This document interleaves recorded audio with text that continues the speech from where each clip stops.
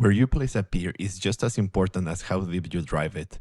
Every structure has load points, specific locations where the weight of the house is transferring to the ground. If those points are misunderstood, the load is forced into areas that were never designed to carry it. That creates uneven stress, overload beams, and long-term structural fatigue. Foundation repair isn't about adding support everywhere. It's about placing support exactly where the structure needs it. Pier location controls load distribution, structural balance, and the durability of the repair. When load points are ignored, the foundation may lift, but the structure is left unstable. That's why most foundation repairs fail. Not because of the piers, but because the loads were never understood.